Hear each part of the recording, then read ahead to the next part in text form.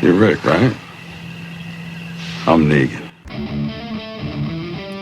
Ladies and gentlemen, you're listening to Journey into Comics, a podcast about comic books, video games, movies, television, and everything nerd. With your hosts, Nate Phillips, Brandon Stone, and Shuddy Boy. You know you're one bad day away from being me. Ladies and gentlemen, welcome to another episode of Journey into Comics. Today I'm your host, Nate, as always, and joining me, as always, co-host Brando. Welcome. Thank you. I'm glad to be here. I'm glad you're here also. How are you doing this week, man? Day exhausted. Yeah, you were saying it was a tedious night with the little one. It was, yes. Wyatt definitely has another ear infection, unfortunately, and it was a long night and a long day with very little sleep. But you know, So there's a certain amount of like maybe adrenaline and caffeine and shenanigans that are keeping me going. Monster? Is Monster one of those shenanigans? I believe I've had a Monster today. I believe I've had Mountain Dew today. I believe I've had a Kickstart today. I believe I've had well, they're little like energy packets. At work, we call them crack packs. They just get you through. They're like basically a little energy. Well, it's like a powdered thing you add to water, and it's got some energy related stuff. It has caffeine and some B vitamins and stuff like that. And you know, it's unfortunate that I have had to resort to such extreme measures. But you know, when you got to go to work and make those monies and make those dollars, man, you got to got to support your family. And I definitely thought about calling in today, but I definitely thought about where that would leave us for the next paycheck, which without OT is not very much to begin with. Well, no, I shouldn't say not very much. I'm doing very well for myself. However, when you get to a point when you're used to a certain amount of income and that amount is lessened, it definitely impacts maybe the little bit of extra things you get to enjoy. Hashtag luxuries. Yes. You know, it's funny because you have said you're talking about kind of two different realms of things here that I want to tangent off into. First of all, I got to get your opinion. Why in the fuck is Mountain Dew Baja Blast battling with Pitch Black when you can get one at Taco Bell right now, no matter what, and they're never going to take that away? Mm-hmm. And Pitch Black is amazing, and you right now can only get it, you know, in a bottle and whatnot. I think there may be like speedways around here have them in the fountain, but for the most part, it's limited. Why are they making this vote? It's dumb. Well, okay.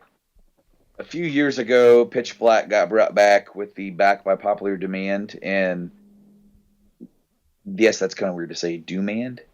Demand, yeah, that's weird. All right, so there's been a kind of a ground movement, and that was one of the first sodas brought back by fan demand, right? So, you know, I enjoy some Pitch Black. Is it my favorite? No. I enjoy Baja Blast. Is it my favorite? No. And I sort of mentioned this when I voted. I voted Pitch Black because, like you said, you can get Baja Blast and have been able to for the past at least 10 years, if not more, at Taco Bell. It was a Taco Bell exclusive. And when it's bottled, it says Taco Bell Original on it. So, therefore, why not have the best of both worlds?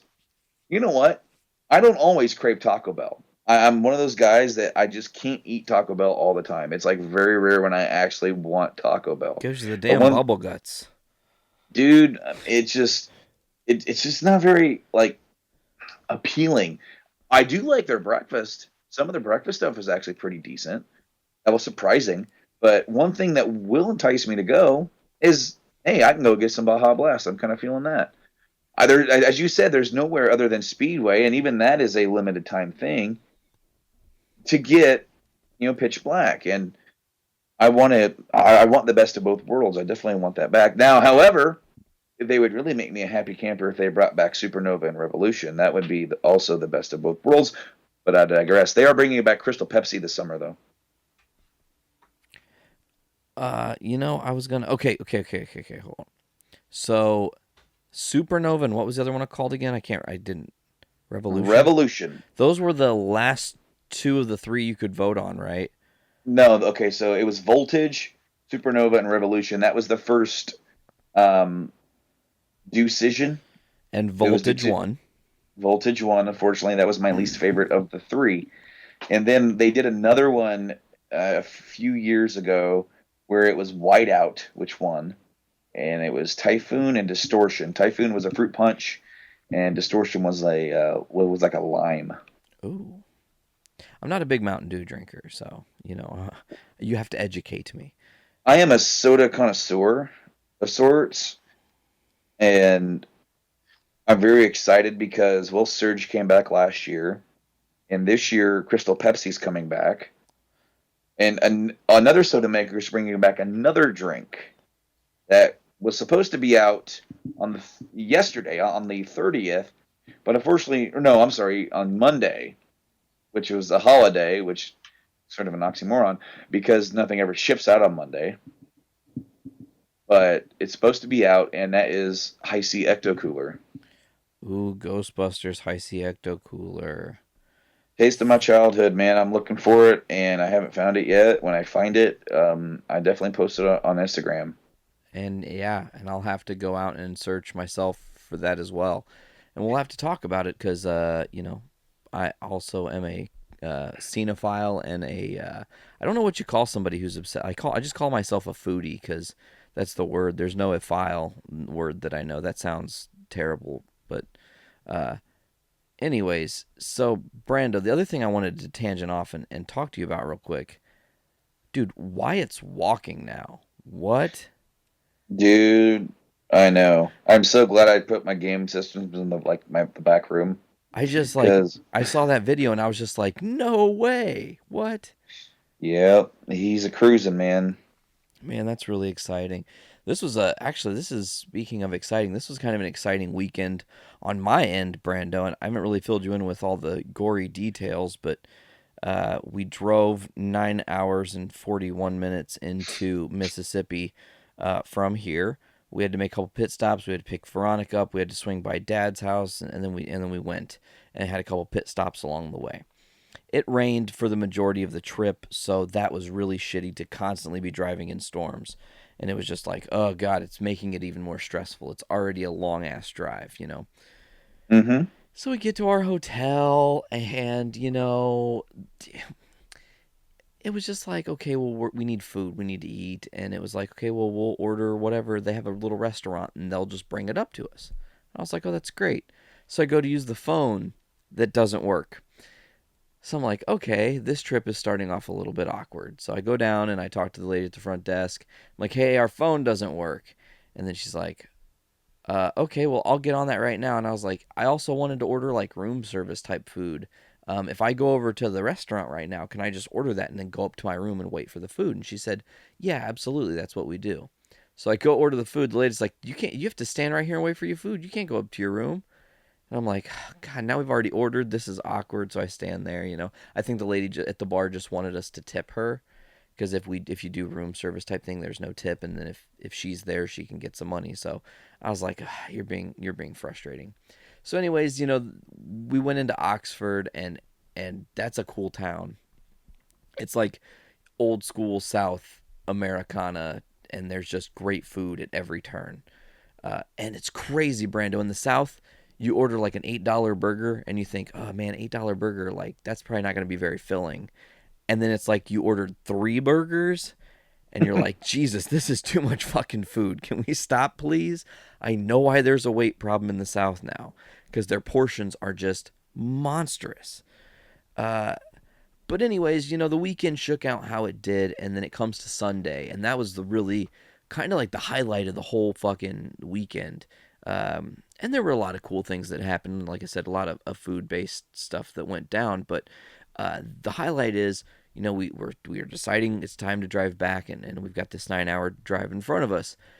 And Veronica's like, we should go to Sun Studios and like hang out where like Elvis and Johnny Cash recorded their classic albums and such. And I was like, okay, That would be cool. And I didn't, I really am not even thinking about it. I like Johnny Cash and those guys, but okay, so what? It's a recording studio. Big whoop.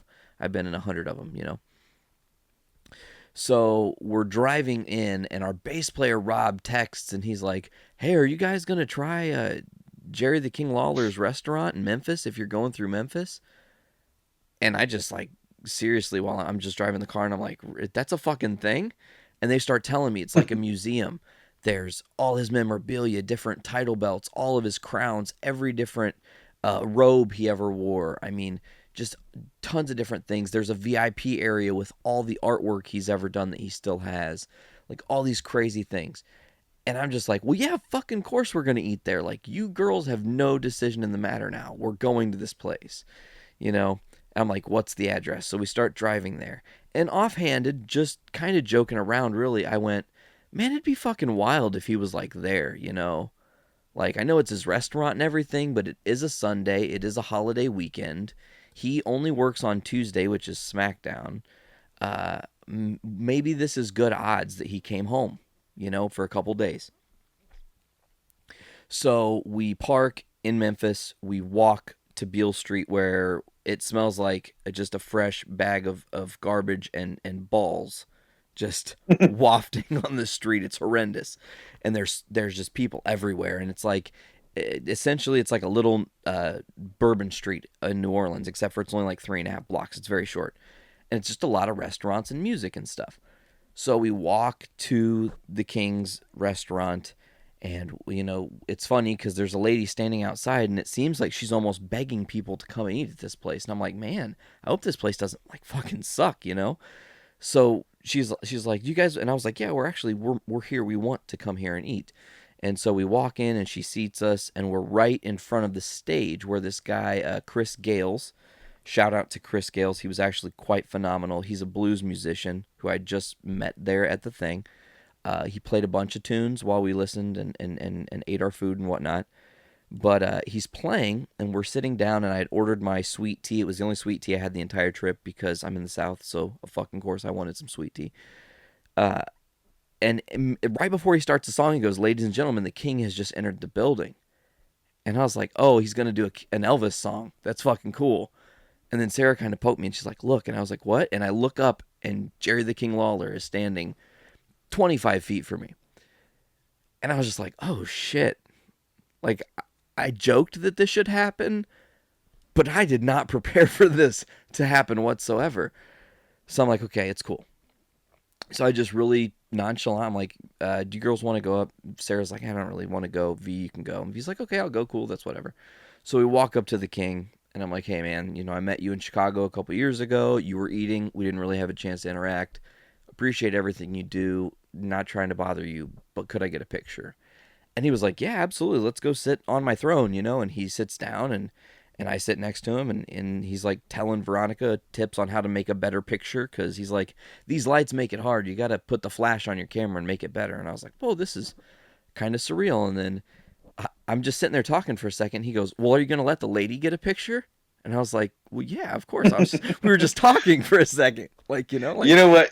You know what's hilarious? Okay, is that we were seeing pictures of your trip, and when I showed the picture of V and the King, I'm pretty sure my wife Caitlin said, "Wow, those are big," and I'm like, I bet the King is enjoying himself right now. Yeah, well, and he was super friendly. He wasn't, like unbecoming around anybody. No, but I could just, in his mind, I'm thinking he's going, puppies. Oh, yeah, totally. And he was, too. And that's funny, because on V's thing, she posted that picture, and some of the comments on that feed were just hilarious. Like, you're too old for him, and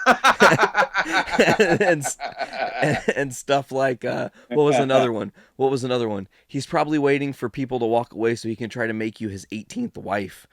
And I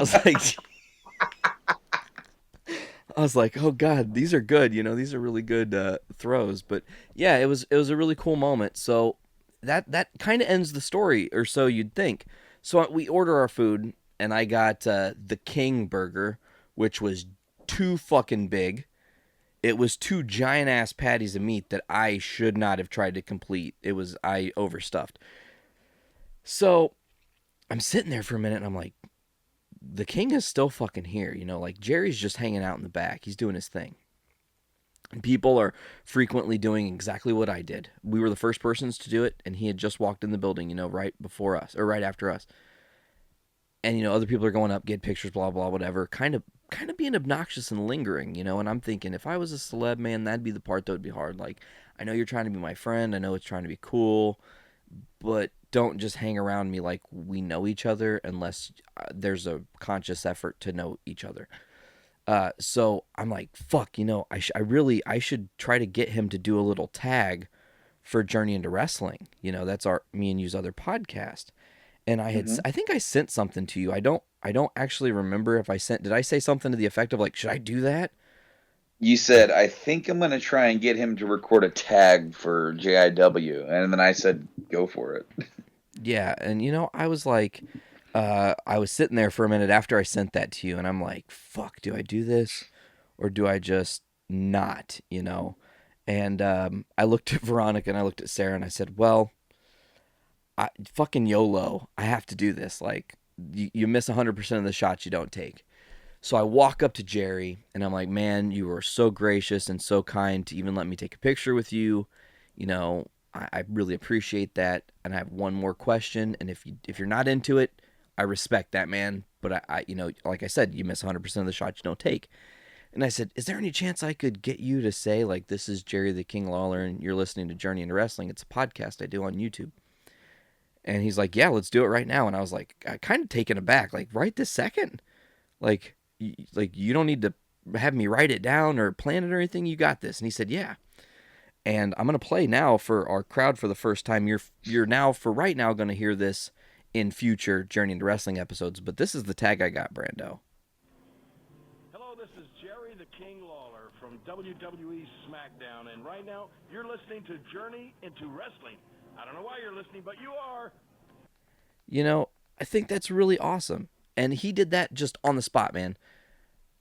I didn't want him to say anything except for like, hey, this is Jerry the King Lawler. You're listening to Journey into Wrestling. And he added the whole, I don't know why you're listening, but you are. And I just thought, damn, like, he's a pro. And then he did the whole WWE SmackDown, like, boom, like, and then plugging, man. And then the brand expansion's gonna happen, and he's gonna end up on Raw again. You watch that, yeah. I'm calling it right now. Although, you know what? I don't want that to happen because I really am enjoying him with his new broadcast buddy, which I can never remember his name, like Ranolo or... Oh, yeah, I don't know. I don't watch SmackDown enough. I've been watching it more for the show so I can, like, pinpoint main, like, really great matches or what have you, but... Well, this guy used to do commentary for New Japan, and they got this guy, and he's a really good announcer. Oh. But the King is also just kind of on SmackDown. He's being the heel to this guy, and being like, I think it's Ranillo. I can't remember that guy's name. I can never say it. It shows you how much of a super fan I am not, even though I am a big fan. But it's King, this guy, and Byron. And so King is, of course, playing the heel of the trio, which is awesome because for so long he's just sort of been like, the babyface king. And very much a, legendary announcer, just being that guy, Yeah, and to hear him go back to some of his quips and actively cheering on some of the heels and kind of putting down the baby faces, and that's classic King, and it's definitely a breath of fresh air to hear him kind of go back to that, especially since the other guys are sort of like white meat, baby face, just sort of, of course you got the guy calling the action, you got Byron getting the baby face commentator, analyst stuff, and then the King sort of spouts back something, and it's exactly what JBL does on Raw, but it's the King, and the King is inherently, in my opinion, a lot more charismatic. I agree with that. I absolutely. But it's really awesome. It's really awesome that he did that, and of course we're going to be using that for Journey into Wrestling episodes going forward. I mean, why wouldn't we? Oh, of course, and it's so awesome that he's so laid back, and that and that he did that. I'll have to go down one of these days myself and experience that, and hopefully he's there. You know, the burger was really great. Sarah had deep fried ribs. Those were really great. Veronica had the regular ribs, and they actually were really awful. They were terribly dry. Uh, Oh, so that's my review. I'd give it a 3.5 star. It was not bad. The experience was more to meet the king, and I thought that was really, really kind of awesome. But then to kind of really quickly wrap this little bit of my long weekend up, I end up going to the most hallowed ground I've ever been on in my life, Brando. Because I go to Sun Studios, and you just like I said, I hear Sun Studios, and I'm like, oh, it's cool, it's just a recording place, and then you're given, you go and you pay to have this tour, and they take you upstairs, and upstairs in this building was where Roy Orbison lived. He stayed there, and they're like, this is where he walked and he wrote songs in this room and shit, and I'm just like, oh, that's totally awesome, a little bit creepy. And there's all this stuff encased in glass, and I've got a lot of pictures of that and stuff. And they tell you the story, and the whole really learning that Elvis was at the end of his rope, essentially, and even when he was given opportunity after opportunity, the guy running Sun Studios didn't want Elvis until he told Elvis he didn't want Elvis, and then Elvis kind of became a totally different person that was Elvis, if that makes any sense. But it comes to the point where he goes, okay, well, I got to go downstairs real quick and make sure everything's cool, because people still to this day record in this studio, and we've had like U2 recorded an album in here, and Bob Dylan came and did some tracks here recently and stuff, and he goes down and then he comes back up, and I'd just been perusing around, and I walked up right when he said, okay, we're going to take you guys down. And I was the first fucking person to walk down the stairs. And you walk down the stairs, and you're in the office of Sun Studios. And it's the same setup and everything, desk, the whole nines that was there. And then you turn right, and you're in this big room. And then the moment hit you.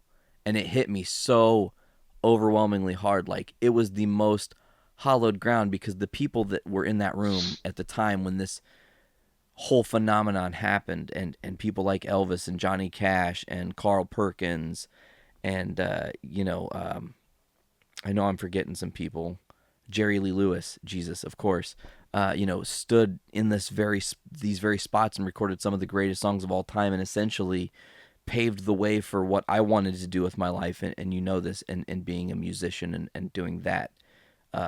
For my life, and it's my life force to play music, So to be in that room was just totally overwhelming, and you don't think that things could get any more just powerful.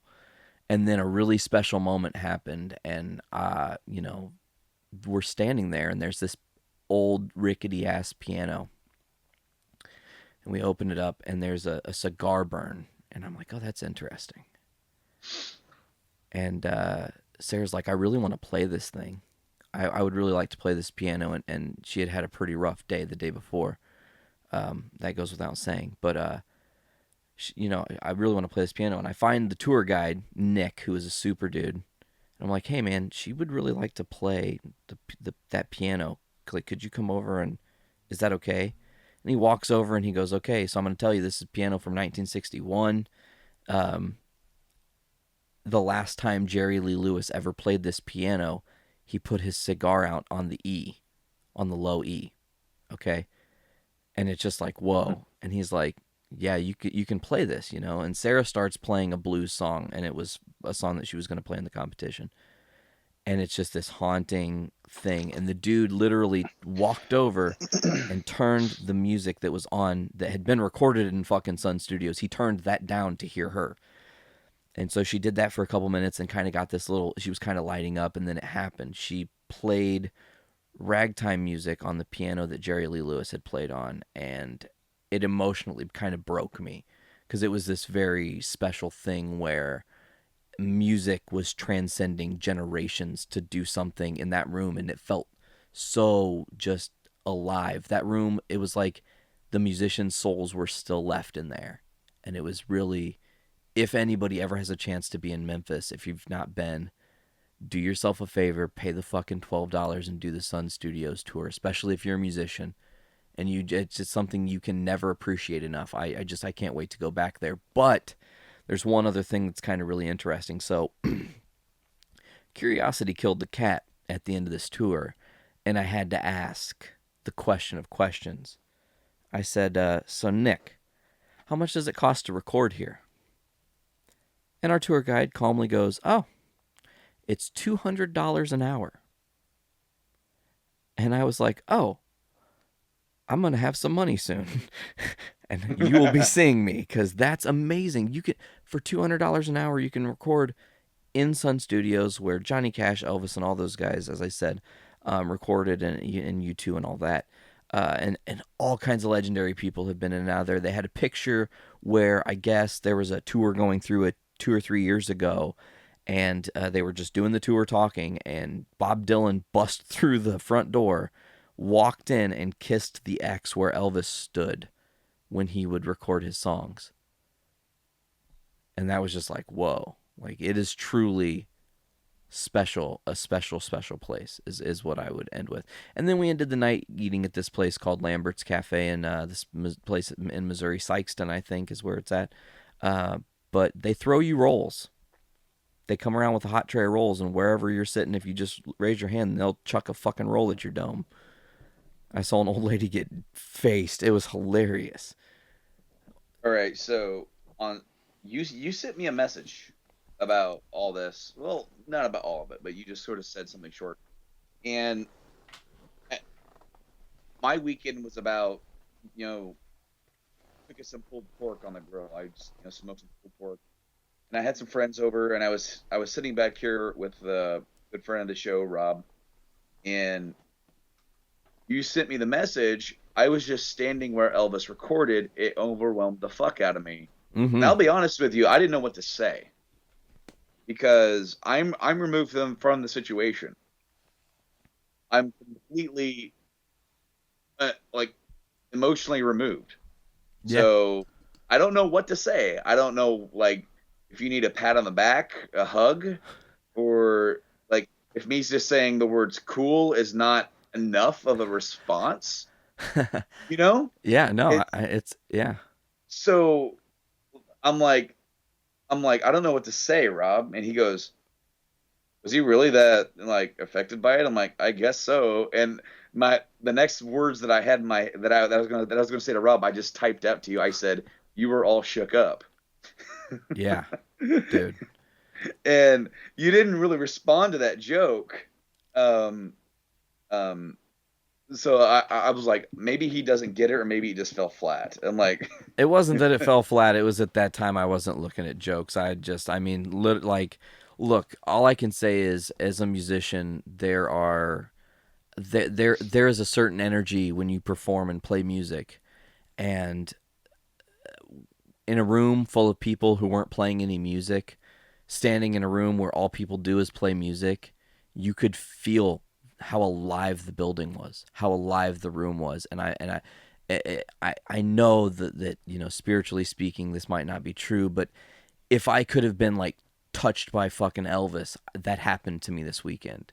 If I could have been pat on the back by, Johnny Cash, I felt that, because you're in this room, in this place where, Ring of Fire, what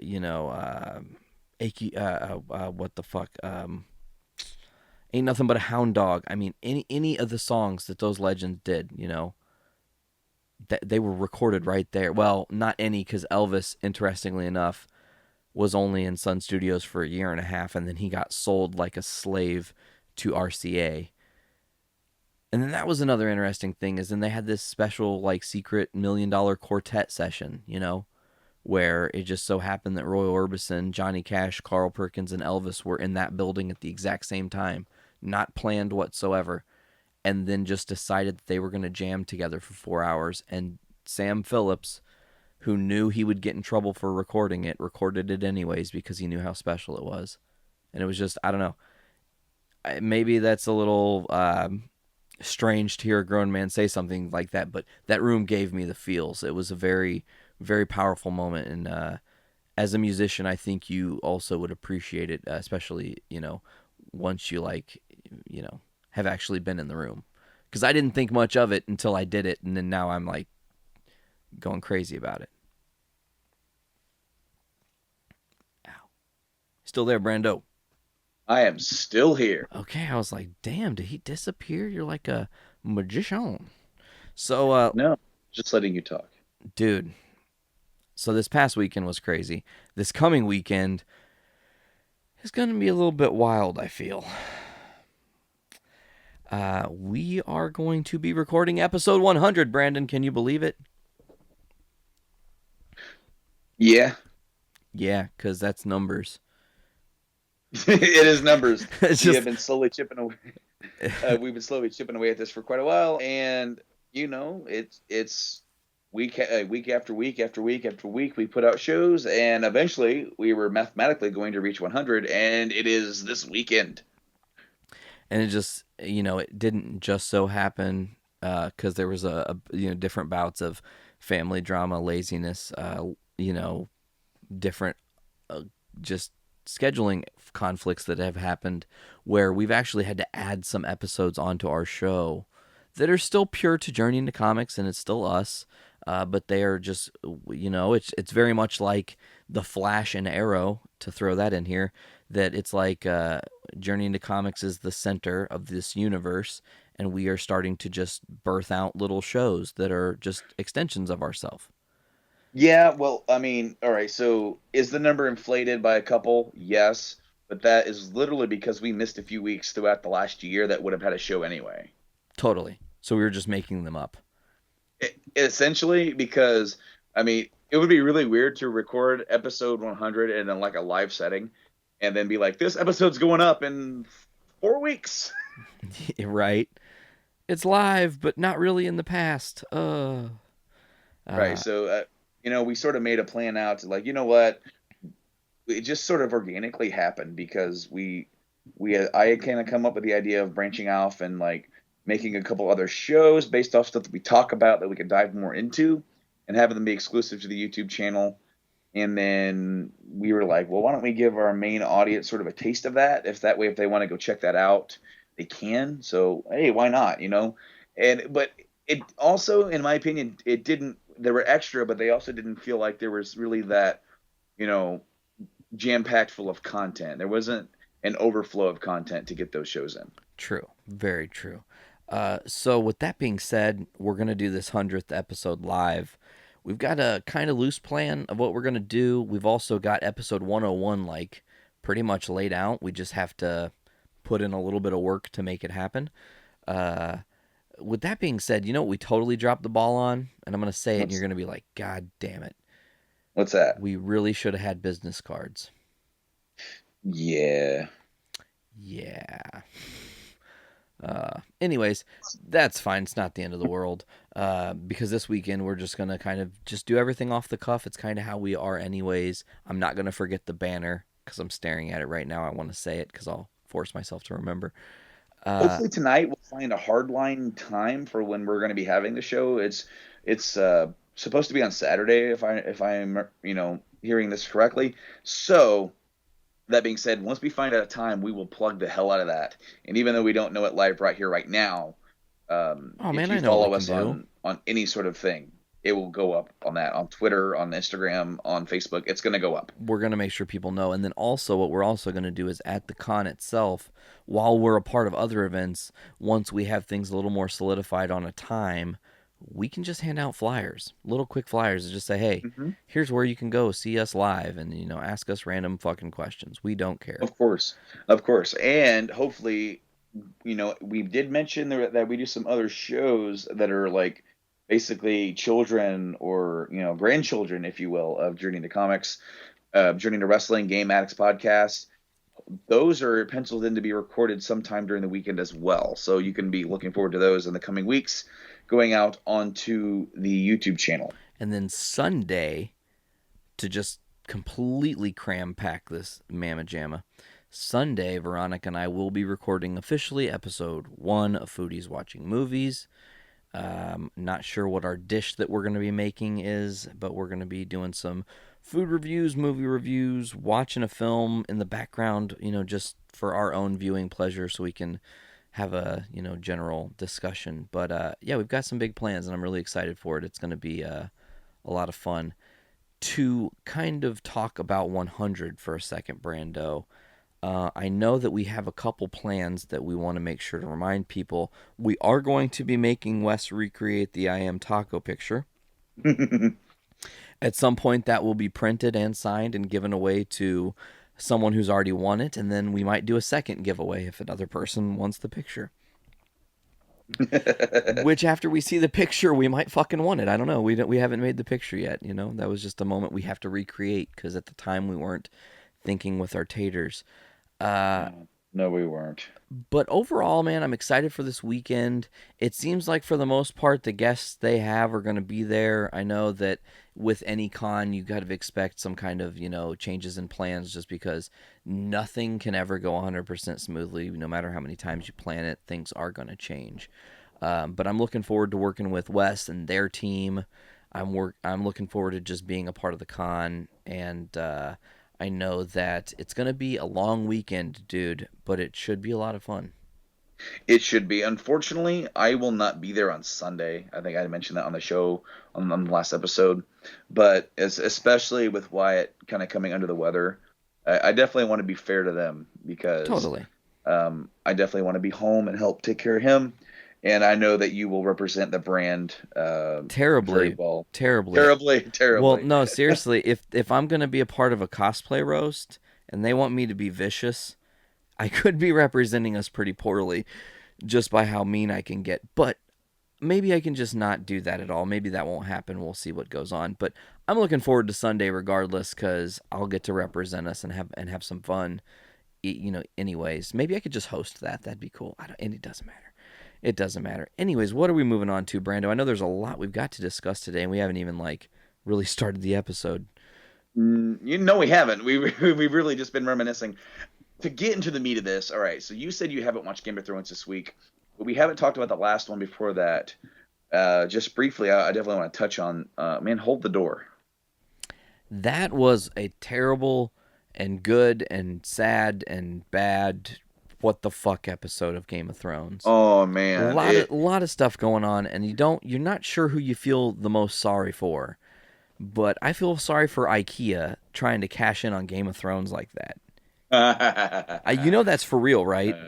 Is it? They have doorstops now that are called Hodors. Oh. You were like, oh, that's the worst thing ever.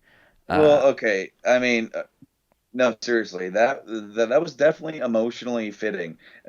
How often can you make something about a character who has historically said only one word throughout the entire show, who is, generally well received by the fandom, and then you just totally rip our hearts out by knowing that he was forever fated to be that, to do that. That was it. That was his life. His entire life built up to that moment.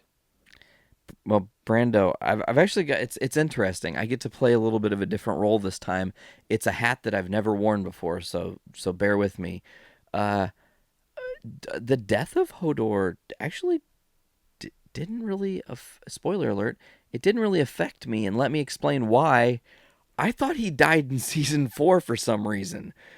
And then I think I wasn't really paying attention, and he was in another episode this year when they first show Bran with the stuff, and I didn't really make the connect. So when it came time for this episode to happen, was it terribly sad, and the fate and the timey-wiminess of it? I mean, that's a totally fucked up thing if you think about it, because Bran was warging into the past in real time. He then warged into a child. Was it Willis? Was that his name? Yep. A child of Willis, okay, to essentially take control of the future Hodor to stop what was going on with the White Walkers and the onslaught that was coming. And in doing so, showed this poor boy his death to the point that it literally stuck his brain on loop and could only remember the thing he had to do to save his friends, which was hold the door, and then it just kind of slipped and broke his brain, and all he can say is Hodor, Hodor, Hodor. Brilliant TV. Just beautifully done. It definitely broke the internet for a little while. Yeah. Last week, it's all you saw on Facebook.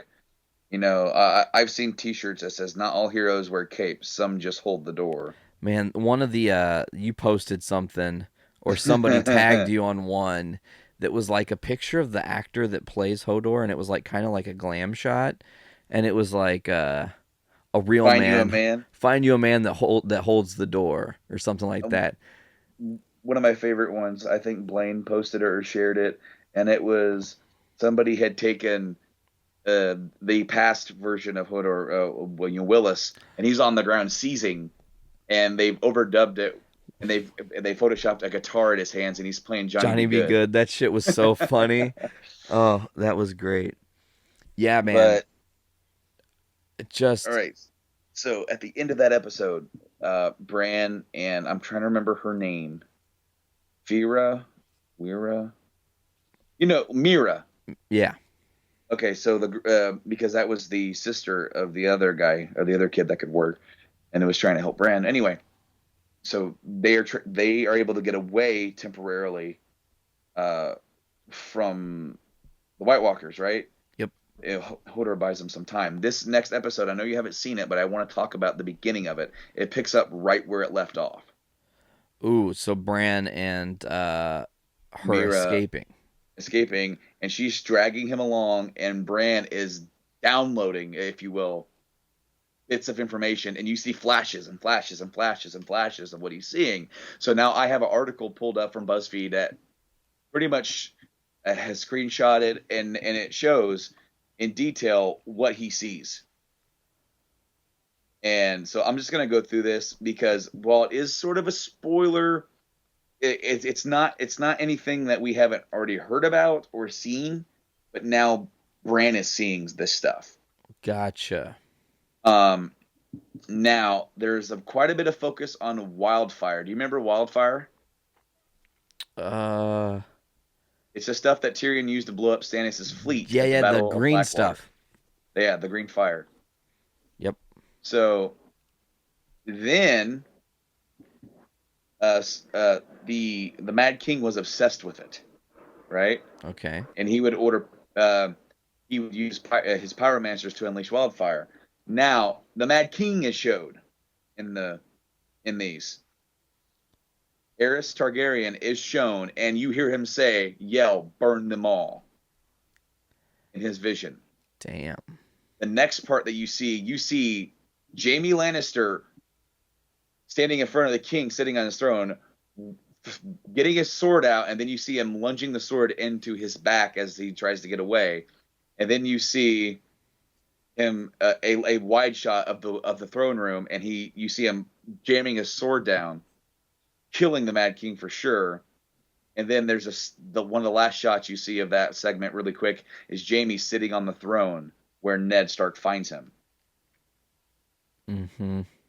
Then there's another shot of a dragon who appears to be Drogon flying over King's Landing. That hasn't happened yet. Then a shot of Dany's rebirth and the birth of the dragons is shown. Huh.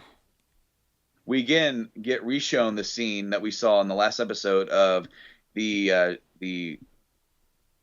Children of the Forest. Is that what they're called? Yeah, that they created the White Walkers. You see that again, and then you also see the Night King turning one of Craster's babies into a White Walker. Damn. And then it also shows the battle at Hardhome, where Jon and the Wildlings faced off with the White Walker army. Mm-hmm. That didn't go so good. No. Then there's also a bit that's shown where Sam first sees the army back in season 2. The first time he used the what was that called? The dragon something? I can't remember what the fuck it was. The Dragon Glass. Dragon Glass. Yeah, he uses Dragon Glass to stop that White Walker. Bran also gets a revisit of when, in the previous episode that we talked about, um, where the Night King sees him in his vision and grabs him. Ugh. He's also reminded of his fall from the tower. When the Lannisters were banging each other, He also gets to see the death of his father. which he didn't know officially happened, right? Yes. Well, no. Well, did he know? I think he did know. And then he got to see the death of his mother and his brother. Robb Stark, that red wedding. Ugh. And then we get to see young Ned saying, "Where's my sister?" immediately followed by a hand with blood with another hand below it, and there's a lot of blood. And basically, what is said here in the article is that the shot is reminiscent of when Robb held his dying pregnant wife Talisa at the red wedding. Some fans even thought that this was a flashback to this, but one Reddit user pointed out it definitely looks like Ned's cuff, not Robb's. So, the birth of Jon Snow. Potentially, if that is led to believe, yes. But holy crap. And it all happened so fast. I didn't catch all this, by the way. I'm really excited that you told me that, because now I'm going to be able to process it better. Well, because I marked out when I saw the Mad King say burn them all, right? Yeah. I almost left out of my seat because we had company over, as I said. We were all watching it. I'm like, Mad King, oh my God. I missed Jamie killing him. Ugh. I missed that completely. And it's because they just throw this in as flashes as she's carrying him, and you see Bran with his eyes rolled back, and he's getting all this information. Some of the stuff, of course, we've seen before, but then some stuff we haven't seen before. That's what I was marking out about, was just he's downloading this and he's processing it. And this past episode was maybe a bit slow, definitely character building for some characters. I'm excited to see where we're going next, but there's also something I can't talk about, which I also marked out about, because it's a major spoiler, and I can't say anything. Well, I appreciate you not spoiling it for me. I was going to say something. So, I like that you have given me a little tease for what's to come in this next episode, because that is what we talked about. I think you posted it or somebody posted it. The spoiler paradox. And that's interesting because we can talk on this for a second. And I kind of believe in this. If you know how something is intending on ending, or some kind of major spoiler to a plot, sometimes it makes you enjoy it more. Because then, instead of not knowing what was going to happen and being surprised, now you're jazzed with anticipation and you want to see it. And then when you see it, you're even more excited. Yeah, I remember. Yeah, I definitely posted that, because there's definitely times that I'm excited to see stuff play out the way I want them, and the way that I'm kind of thinking they are. And so far, Game of Thrones has thrown me a couple bones that have definitely gone the way that I think that they're going to go, and they're leading me to believe that they're going to go that way. Granted, one thing that Game of Thrones sort of built its name on was totally throwing you a curveball and killing your favorite character. Absolutely. But they're starting to run out of characters. I'm looking at you, Ned Stark. Ned Stark, man, Robb Stark, Red Wedding, even Oberyn, the Prince Oberyn, the Viper in the mountain fight. Ugh. Oh man, they do this. They made a series out of this. Unfortunately, there's not that many characters left to do it with, and to tell a story, they definitely have to start picking where they want to go. And I have an idea where they're going to go, and I'm really excited to see what they do and don't do from that. If you're Daenerys, don't you just set the whole world on fire and just sit back and chill? That's like her trump card, man. She can't lose with that. She took the Dothraki out like she didn't even give a fuck. She knew she could beat him. She didn't need Jorah to save her. She didn't need none of that shit. She literally was like, I already have a plan. I'm already going to do this thing. Thank you. And then she just walks in and she's just flitty and chill. And she's like, I'm going to kick this one over. And I'm going to push this one over. And I'm going to put this one over. And you're all on fire and dying. And I'm just going to hang out here and burn. Well, I'm not sure how much that would work. She only has 3 dragons. I mean, granted, dragon is. I mean, I would love to see how an army is going to fight a dragon, especially when it's breathing fire at them.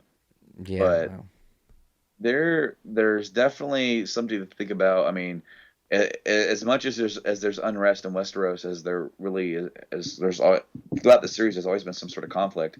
The armies in the north, the White Walkers are definitely coming, and it's going to be. I'm eagering, you know, to see how this is going to play out because honestly, there's like what maybe 1.5 more seasons left of this show.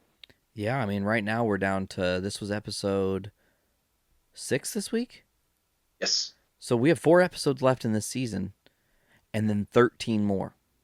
So 17 left. Mm-hmm. That's crazy. And you were saying the White Walkers, they really are the X factor here. They're really there's like 4 major groups of really 5 if you count the High Sparrow.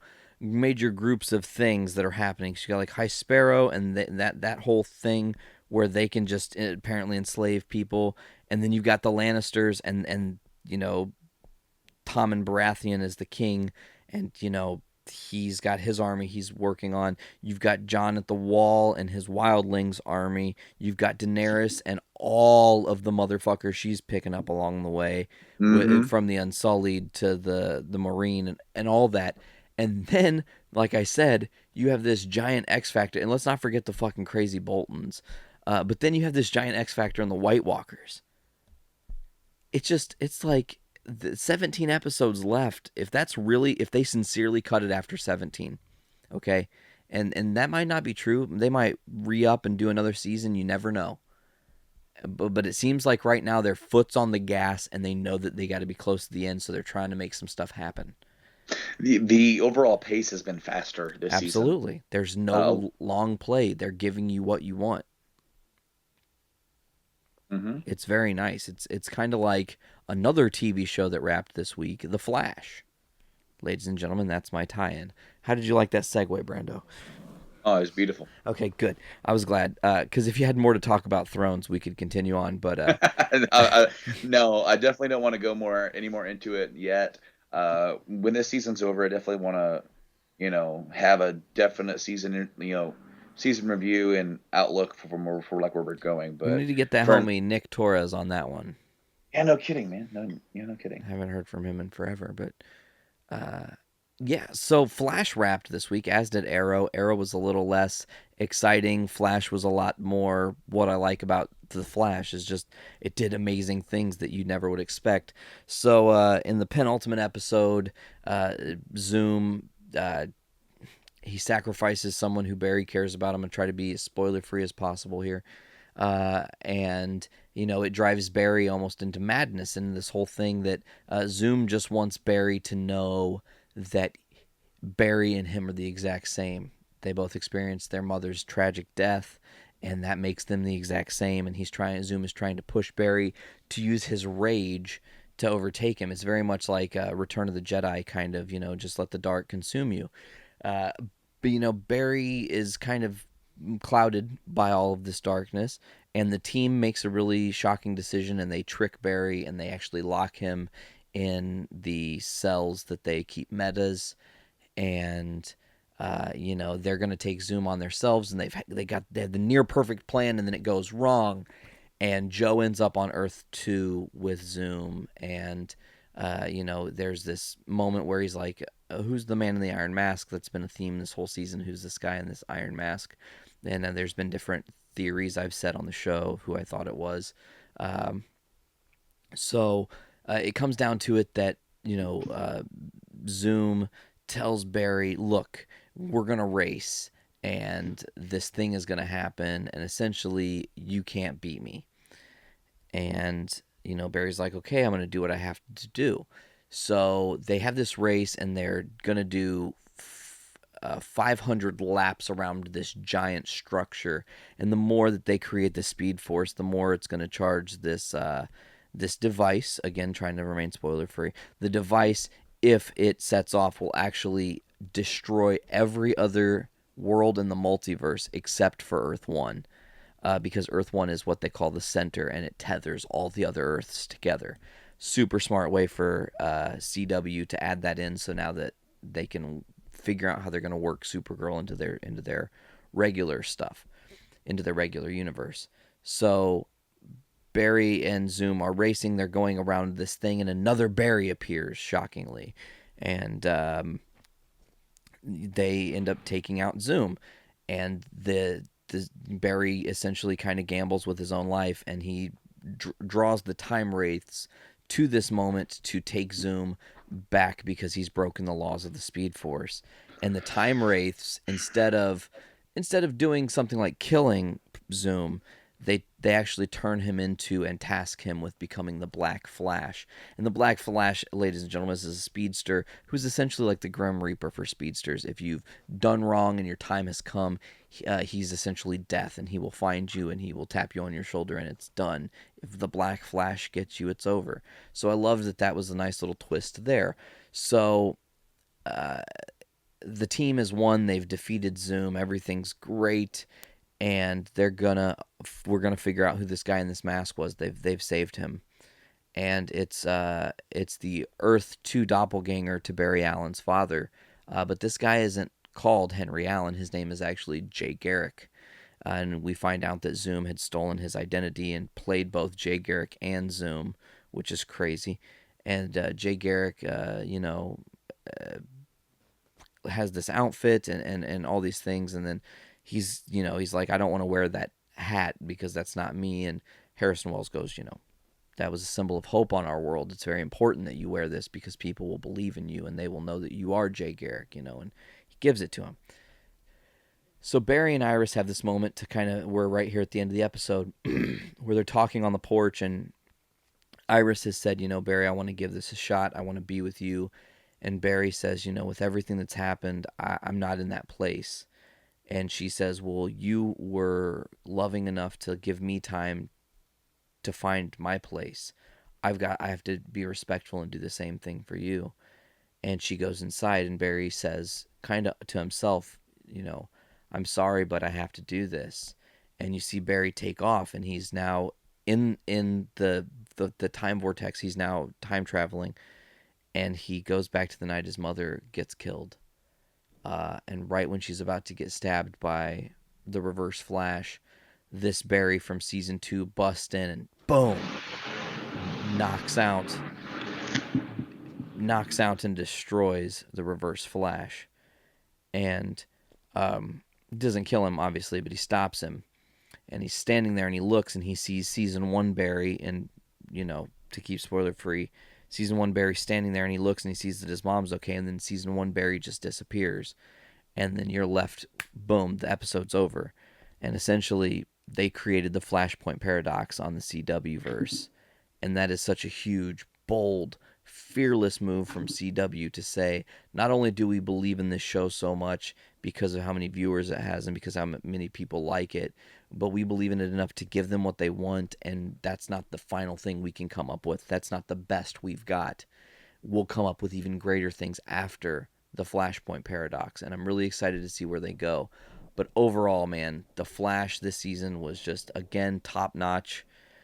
I can't wait for Brando for you to at some point be able to watch that. Maybe you should just commit to watching The Flash and not worry so much about trying to catch Arrow, because it's easier to commit to a show that's only got 2 seasons than a show that now has 4 seasons plus a show that has 2 seasons. But it was just great. This season was I can't even believe I'm going to say this, but it was actually better than season 1 in a lot of ways. So kudos to them for a great sophomore season of The Flash. Yeah, I've always said, here and whatnot, and I started to watch The Flash, and I did like it. It's very difficult for me to choose what I'm going to watch, typically because when I started watching Arrow, I started watching it by myself, and then I started watching it, and then my wife started watching it, so then I had to watch it with her. If I went on without her, she got angry, and if she went on without me, I got angry. With that token, it is easier to watch one show, but I also only have so much time to divvy out to my hobbies. So I have to really choose what I want to do. And what stopped me from watching before was Fallout. And then Fallout lasted all the way until January.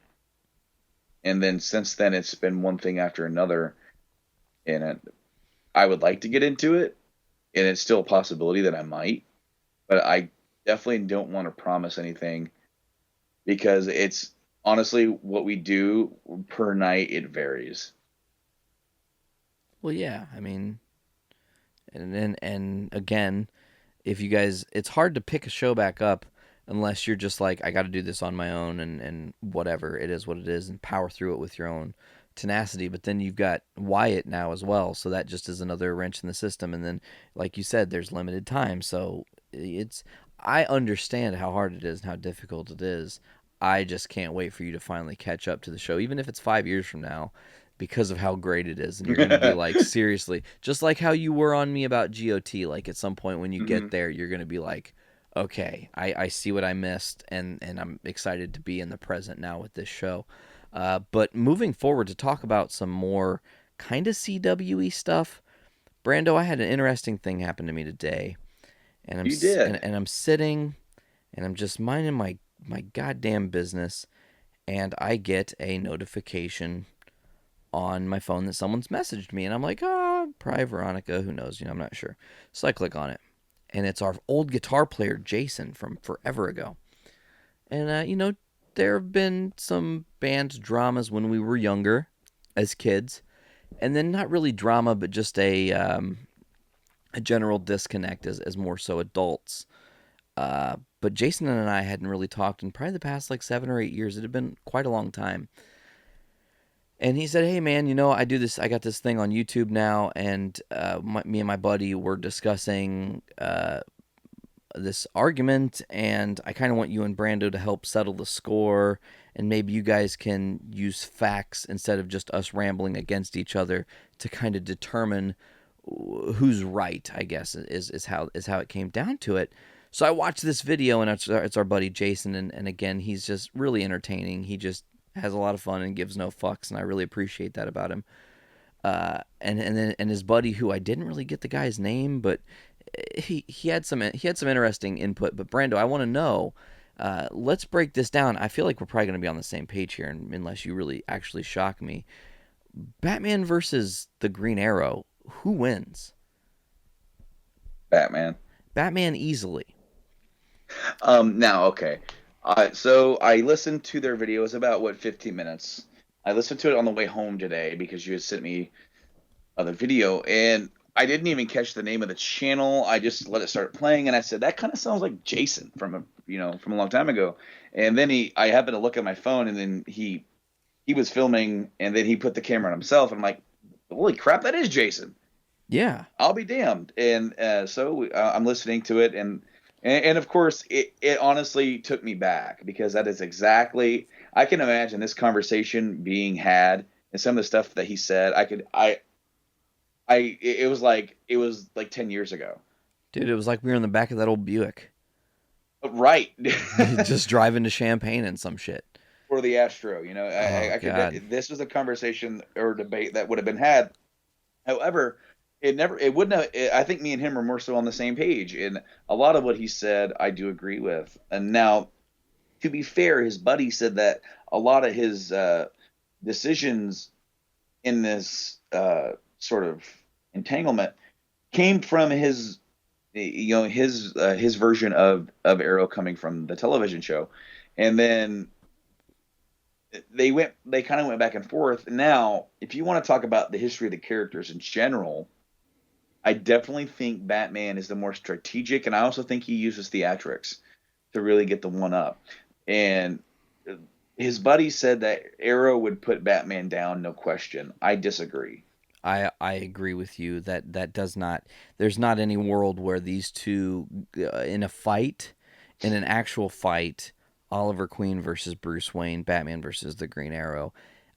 Is it close? Yeah, it's closer than I think people expect. But ultimately, Batman and his legacy and his know-how, literally just outsmart Oliver Queen 10-1. And we've seen lesser villains in the TV show. If he wants to bring the TV show into this discussion, I've seen lesser villains than the strength of Batman outsmart Oliver Queen. So what does that say about, you know what I'm saying?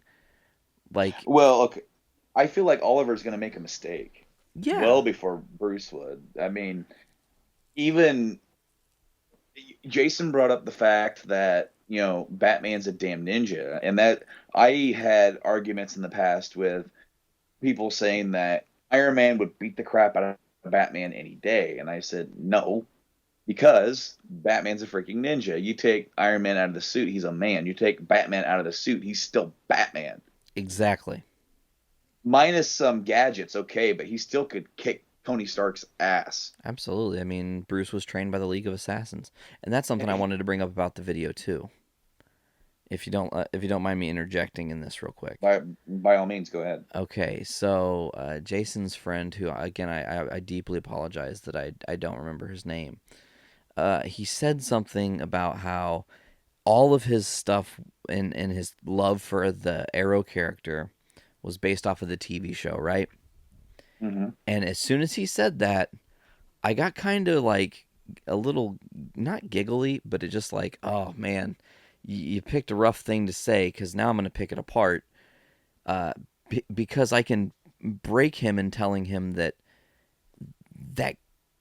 most everything they do on Arrow for that character in the show are Batman storylines from the comic. Right. That they can't write Batman because he's a movie property, and they want to keep him a movie property because he sells more tickets. But they can tell a lot of the lesser known great Batman stories with the Green Arrow character, because they are both vigilantes, they are both outsiders, they are both billionaires. There are so many similarities between Oliver Queen and and Bruce Wayne. I mean, you could go on and on and on the list of things. So that's why it's easy to put Oliver in the League of Assassins, and it makes sense, even though that actually never happened in the comics. Oliver, and actually the whole deserted island thing with Oliver's origin wasn't until more recently in Jeff Johns' run. So the Green Arrow character, his legacy has grown because of the TV show. The TV show has then made the comic books more popular because, generally speaking, Green Arrow as a character has always been more of a C or a D player for the DCU. While he's an interesting character, he mirrors Batman so much. He does, and that's another thing that I want to take here is that, as you said, they do mirror some of the smaller storylines, bringing in some of the characters over the years that have interacted with Batman, such was a Firefly. Yeah, Firefly was in season 1.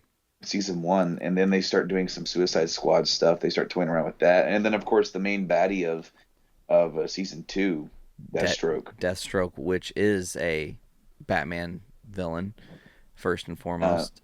Teen Titans villain, I should say. But yeah, see, now you're splitting hairs. But then they also, of course, not only do they share similarities with background, but they share similarities with their growing entourage as well. Of course, Batman has an entourage of sidekicks, and Green Arrow does as well. So. To me, okay, the argument is moot because it's definitely going to be Batman that takes the victory here. But I don't think that you can take too much away from Arrow. no, Arrow's a definitely interesting character, and to argue about these two fighting is, of course, it's nerddom. Okay, absolutely. it's absolute nerddom. Now, if you want to say, well, Arrow, you know. Arrow could take Batman straight up. I disagree. I absolutely disagree. Even okay, let's just use the show version of Arrow. How did he become a badass? He had to survive.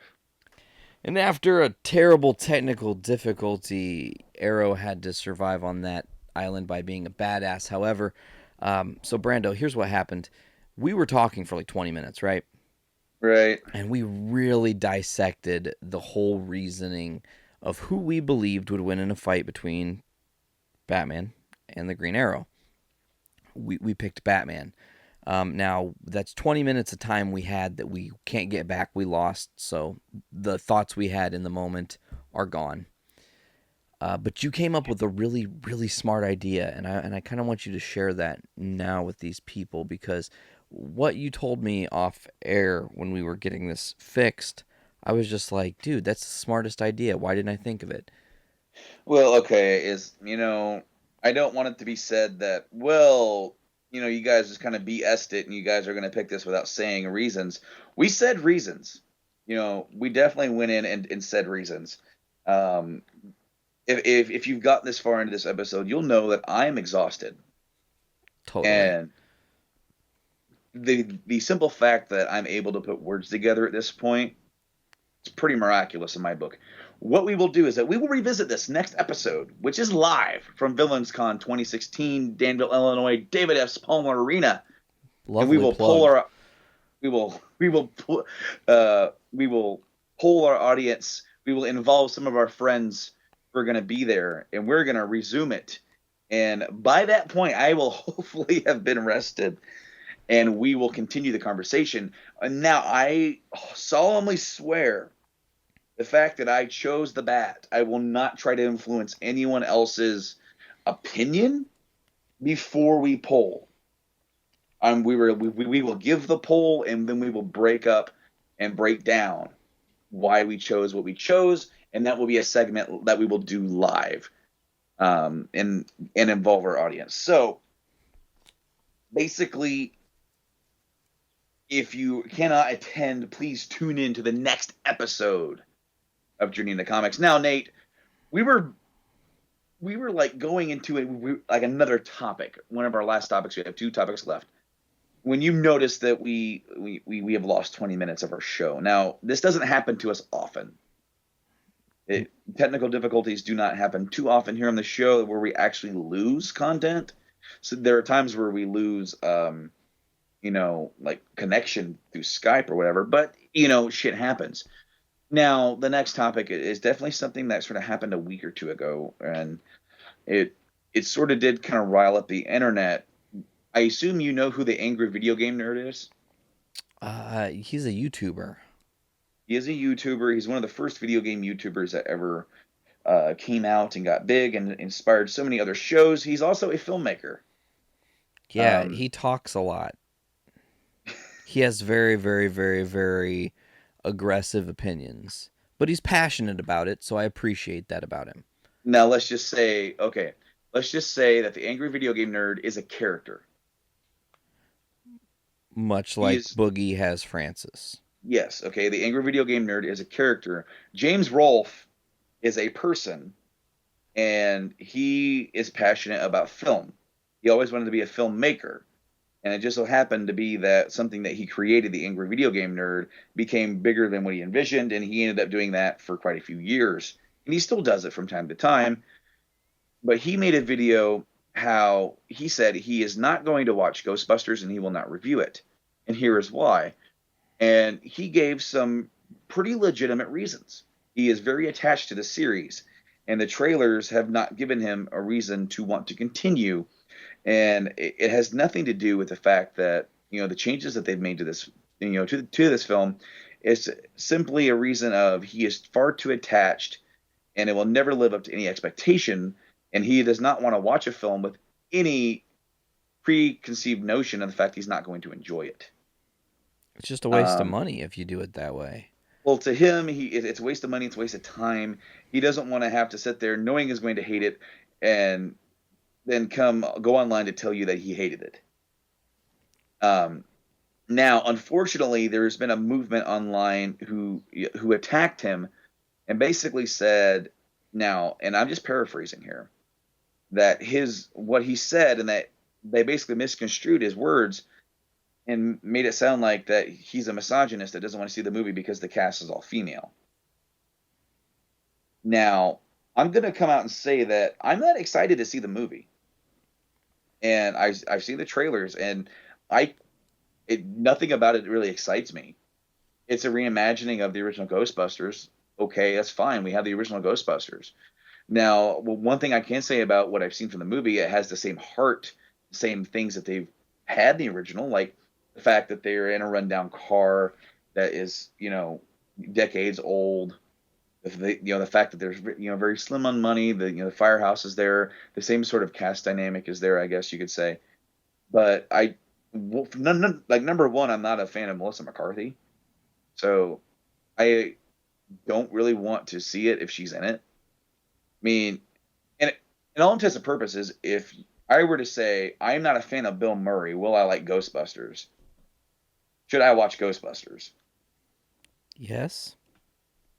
Well, I would say no, because if I don't like Bill Murray, then But Bill Murray being Bill Murray is that if that's what turns you off from Bill Murray, then no, because he's exactly. his most Bill Murray in that movie.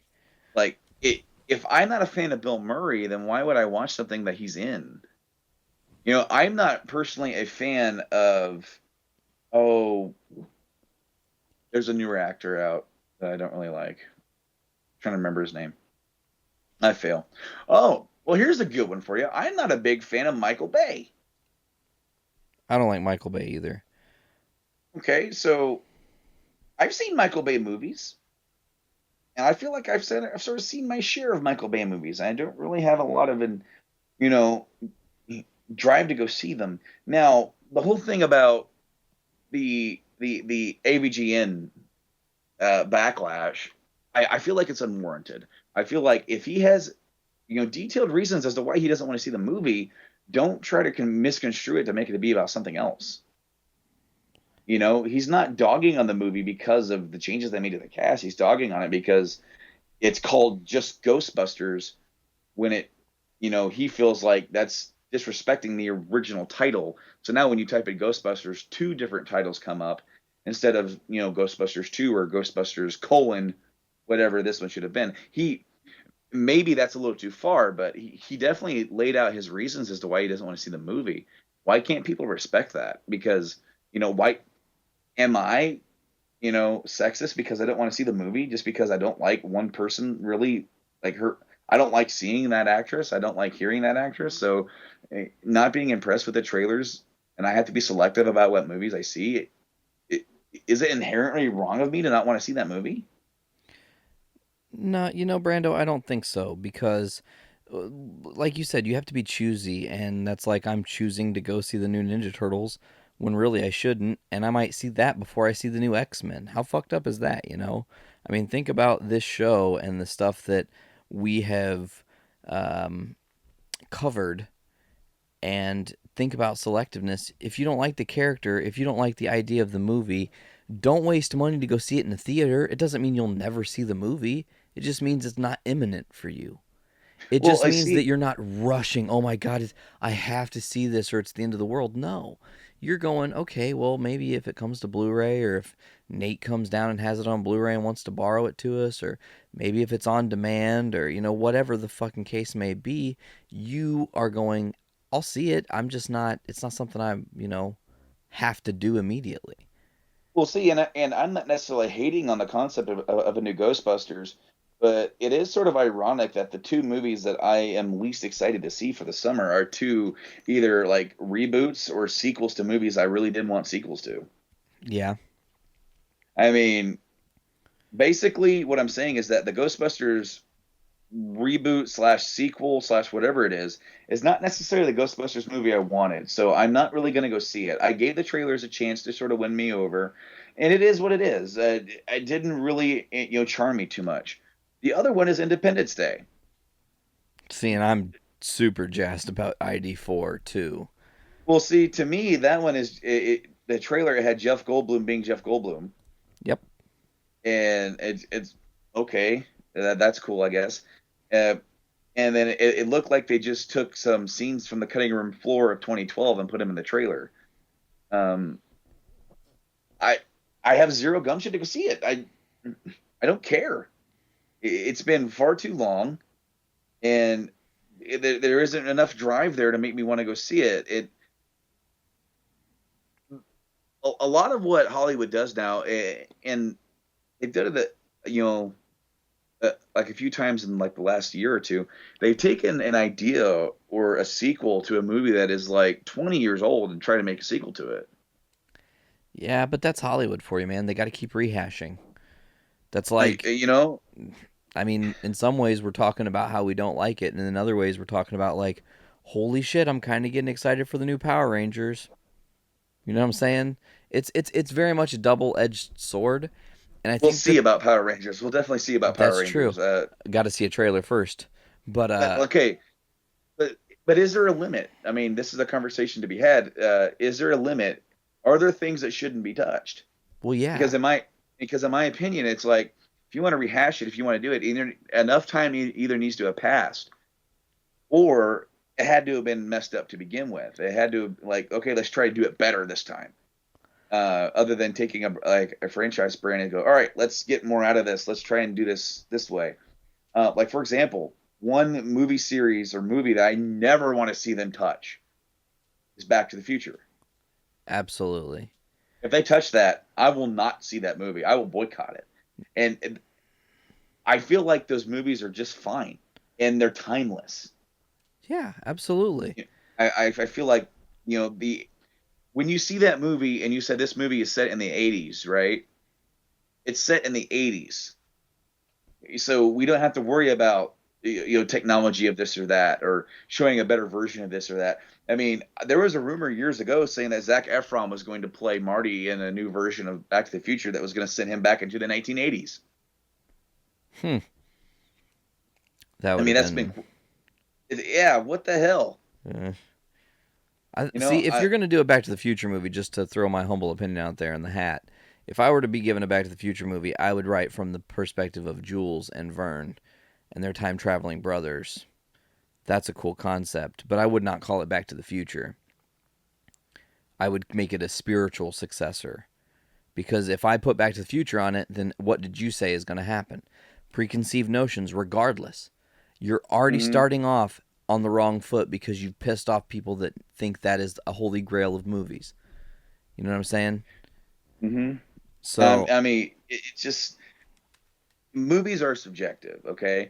Just because James Rolfe doesn't want to see the new Ghostbusters doesn't mean you should call him out for being a sexist or trying to knock down women. He never said that in his video. I watched the video, and then I found out there was backlash to it. I was like, why? He made a good point. And I kind of feel the same way. And I'm like, that, to me, that's wrong, man.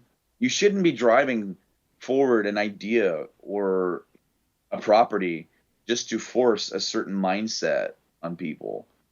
I mean, I'm all for the movie.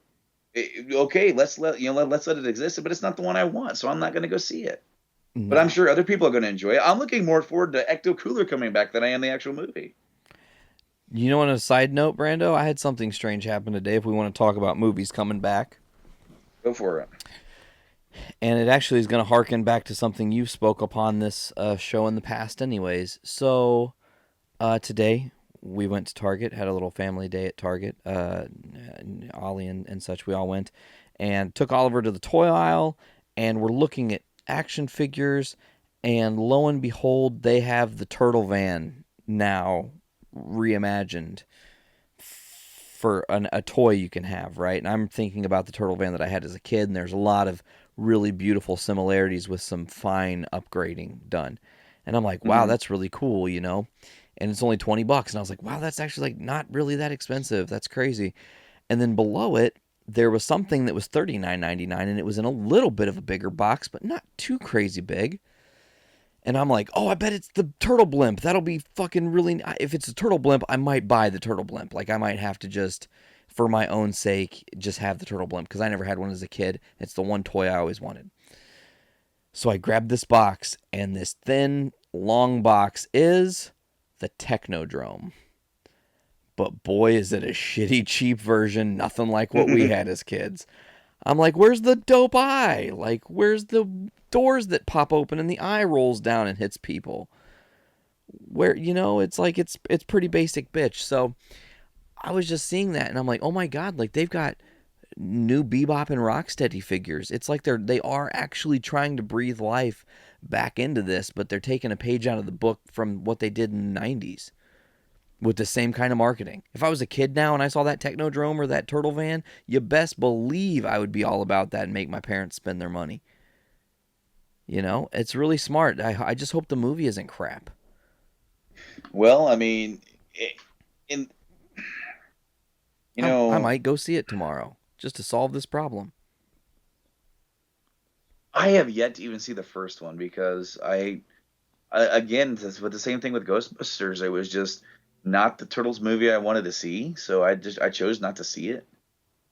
Like, I was on the edge because I totally understand that. Oh, you just don't like new stuff because it's not like what you knew. Not necessarily. I mean, I didn't like the effects. I generally don't like effects driven movies. Like I'm not driven to go see that stuff. I mean, effects are cool, but when you have four characters that are entirely it's almost like they're doing like a modern day version of like what Who Framed Roger Rabbit, how they had like a bunch of totally fake characters played by actors around real actors, but now they're just an everyday occurrence within these films. Um, Again, I want to just say the new Turtles movie, and I've said it here too, that it seems like they're really trying to get the older fans, the parents of these kids now to be happy with what they're seeing, by including Bebop, Rocksteady, Krang, Dimension X, possibly Technodrome. Giving you enough eye candy to go, man, they're really trying to bring some of our past into this newer version of Turtles, and that's cool. And I've even said before that I thought it was cool that the new animated series even was including a lot of these side B characters that we knew and had toys of as a kid, because it's exciting from the newer generation to be able to share in that same excitement that we did. And but based on that, that's cool, but it's not really my bag. So I choose to like stay out of it and not spend my money there. But I don't really believe that me or anyone else should be chastised for not wanting to do it. I mean, it's just like for someone, and this person was very outspoken. He didn't really want to see Batman v Superman. Do you remember that? Oh God, who said they didn't want to? He's a good friend of ours, Seek. Yeah, Seek. Seek said he had no interest in seeing Batman v Superman. It was going to crap all over his childhood. He had invested too much love in both the Batman character and the Superman character to, waste time seeing them be tore down. And eventually, on his own accord, he just said, "Fuck it, I'm going to go see." He didn't go see it, I don't think, opening weekend, so he didn't No. contribute to the overall box office and fluff their numbers any, which is something that he was adamant about. But he did go see it, and he just said, for what it wasn't the worst thing, but there was a lot of stuff that I wasn't happy with. And I think that's how I'm going to walk out of Turtles if I go tomorrow. Well, one thing he did say that I want to like really, really quote him on is like, you know what? It was an okay movie, but I really didn't want the first time that Batman and Superman be on screen together to just be an okay experience. Yeah. Um, so and people dogged on him for being outspoken about not wanting to see it and kind of dogging on it a little bit, and it's like I haven't been outspoken against Ghostbusters because I form my own opinion. So, Everybody can form their own opinion. James Rolfe formed his own opinion. He said, "You know what? I love Ghostbusters. I absolutely love Ghostbusters, and I feel like this new movie is sort of not what I want, so I'm not going to spend my money on it. And here's why." And he got shit on for it, and I think that's wrong. so I've got this question then. I'm trying to word this right, Brando. So, and I lost my thought. See, that's how it happens. It happens so quick, man. My head is just too full with stuff. I can't. I was gonna say something really, really, really important about this, and I don't know. Oh, that's what I wanted to say, to ask you. This question is: Dan Aykroyd recently gave his review on the Ghostbusters. Now, did you see that? Do you know about what I'm talking about? I do not. Okay, so Dan Aykroyd gave his review on the Ghostbusters, and he said, you can be haters all you want, essentially, and you can not like the movie, and you can say all these negative things, but I loved it. I adored this movie, and come on, it has Bill Murray in it too, right? But then this also came out around the time that a international trailer for Ghostbusters was released, Yeah. and Dan Aykroyd has a cameo in it too, which at the time I think people had said he didn't sign on to do a cameo. And it kind of got spoiled that he was in the movie. He's a taxi driver. And it's funny because you know what his line is? Ghosts? I ain't afraid of no ghosts. You know? Right. Now, again, that's cool, and I'm not really dogging on it too much. I'm happy that Ghostbusters is continuing on in some summer fashion, and I'm sure people are going to love it. But But it's not your cup of tea. it just, man, the trailers haven't won me over. Melissa McCarthy has not won me over. So, I'm going to set this one out. And as you said, it doesn't mean I'll never see it. I'll see it someday, probably. Redbox or where, if it ever goes to Netflix or something, where I can sit back and legitimately form my own opinion on it. But I'm definitely not rushed to go form my own opinion on it because I already have the preconceived notion that if I go in that theater, I'm going to be looking for things to crinkle up my nose at, and I don't want to inherently hate the movie just for it not being what I want. Yeah, and so in that regard, you're being fair. Well, and I kind of feel like I did the same thing for Turtles, and after after doing sitting through a couple of Transformers movies, I decided I didn't want to see another Transformers movie. No. So I set that one out. I said I'm done. I again, that the whole Michael Bay thing. I kind of feel like when I'm watching a movie like Transformers and I'm getting confused about what's happening because robots are spinning and twirling way too much. It's just too much action. Well, I mean, and that's a weird oxymoronic thing to say. Too much action. It's not that there's too much action. There's too much movement on the screen. That's the word. Making them do a little too much. It's like, man, simple. Kiss. Keep it simple, stupid. Yeah, and I hate movies when you have like a hard time even focusing on the screen because there's so much movement. I mentioned that in a review for Civil War. There was some shaky camera movement that I really didn't like early on in the film. I'm just like, I hope the movie doesn't keep this tone. Most of the scenes there by the UN building where Crossbones blows up has a lot of that super shaky camera. Mm-hmm. Yeah, I know. The chase scene with Panther and Cap and Bucky has a lot of shaky camera. Ugh. I know, and it really was hampering my experience, and unfortunately. So Brando, I was what? No, you go ahead. You were finishing a thought, and I cut in because I didn't hear you. My thought was just to say that I don't like shaky cam. So I'm like, what you got? What I got is my no shaky cams, but I got a secret segment I'm going to throw to you. Well, it's not so secret because I wrote it down on the notes. Well, you wrote that it's a secret segment because I told you to write it, but you don't know what the segment's about. Correct. So I started playing this video game. You're playing a video game? What? I'm playing a video game now. Get out of here. Things are a little serious. We're about an hour into our relationship. Oh my. And I'm telling you, it's gorgeous, and I love it, and I can't wait to get off and shut the fuck up, be done talking here, and go play more of it, because I got Uncharted today. Wait, you go? I said Minecraft story mode. Yes, Minecraft story mode. I'm loving Minecraft. No, I got Uncharted 4, man. Yeah, so far I'm right now, to not really spoil too much, I just got the crucifix, I guess you'd call it. From the the auction? No, from the prison cell. Oh. Okay then. Yeah. Well, then you're all right. I'm pretty early on. So I completed the really fun first level where you're young Nathan Drake and you get to just have essentially a learn how to roam this world tutorial level with your brother Sam. Yeah. And I liked that quite a bit. And then the second chapter is the Infernal Place, I think is what it's called. And you have to go into the tower where this prisoner was held.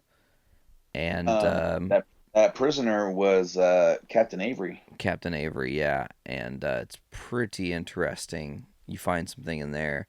And right now I'm paused and I'm in the prison yard. I'm about to see what happens after this. So, oh yeah, dude! I just wanted to share with you, that I finally have Uncharted. There was actually a used copy at GameStop today. But I know I couldn't believe it. I was like, man, if they had a used copy, I'd probably buy it because I could probably hook that up. And they actually did. I was like, whoa! I spoke that into existence. Sarah picked up a game on PS4 today that I can't wait to see played. I'm probably not going to be too good at it, but I don't even know if you even know about this game. It's I don't called know. the Talos Principle. The Talos Principle? I've heard of it. Yeah, it's like essentially what they call the next the future setup to Portal. It's like a Portal type puzzle based game, but evolved. And interestingly enough, the cover caught Sarah's attention. We're sitting over there looking at the used games. I had the Dragon Ball Xenoverse in my hand to pick up. And then I happened to look down and saw Uncharted, and I was like, well, I'd be a fool not to just get Uncharted right now. And then Sarah saw this Talos thing because it has a kitten on the cover. There's a kitten with a robot petting it. Come on. Yeah, it came out on December 11th, 2014, and it's like a puzzle game. And it's still $40 used. Wow. Yeah, so I think it's hard to find, maybe. But I don't know. honestly, it's like I remember hearing the title, seeing like the cover of the game. It's not really ringing too many bells. Like I think this was a kind of a really under the radar type game that kind of went through and. Yeah, I'm sure it was an under the radar game because, like I said, I hadn't heard of it until today, and it was like, sure. It got great reviews. Yeah, tons of great reviews. 9 and 10 stars, a lot. Metacritic, I think, gave it a 4.5 out of 5, so that's pretty exciting. But so yeah, I've got Uncharted. Sarah's got that game. We got our Super Nintendo working. That was pretty awesome. Oh yeah. So we've been messing around on that a little bit. She's been playing Final Fantasy 2. Oh yeah, great game. Where I learned that Sherlock from the BBC directly stole the theme from Final Fantasy 2. So much so, we're sitting there last night. She's playing it, and I'd never played Final Fantasy 2 before. I'd been deprived in my childhood. I had like 3 games, 10 Star Zombies Ate My Neighbors and Super Mario World. So she's playing it, and she's in like the main screen, or she's on the main land, or I don't know where she's at in the game. I'm hearing this music, and I was like, oh. And I just look at her, and I'm like, that's the Sherlock theme. They stole it from Final Fantasy 2. And she said, what? And I went on my phone, and I went on YouTube, and I found the clip, and I played them side by side, and they actually bled into each other. And you had a hard time determining where it was coming from. Like, that's an interesting music fact. And then as obviously, I don't know if you know this, Brando, but do you know the interesting music fact about Mega Man 10? I'm sorry, what'd you say? Do you know the musical fact, the secret music fact about Mega Man 10, Mega Man X? Sorry, Mega Man X.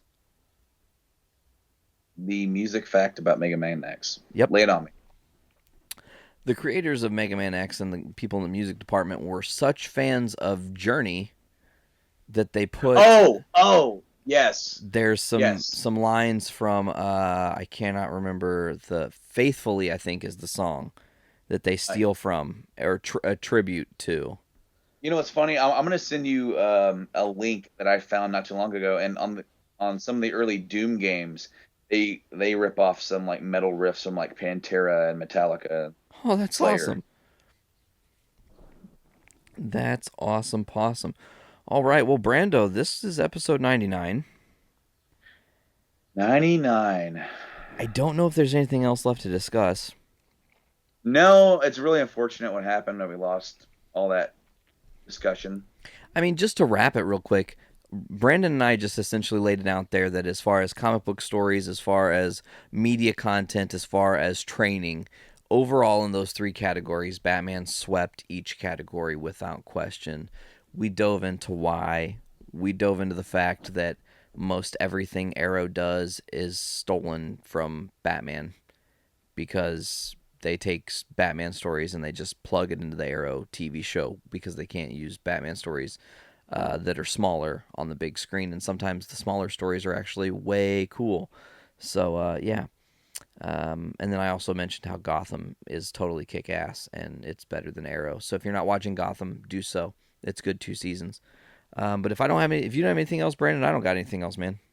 I think I'm good. I'm ready for the 100th episode. Me too. I'm getting kind of a little bit nervous, but I'm excited. This should be a really fun, interesting train wreck of a weekend. Oh yeah, man, it's gonna be a blast. Awesome, man. Well, I can't wait to see you guys get down there safely. This was episode 99 of Journey into Comics. I'm Nate. I'm Brando. We'll see you guys later.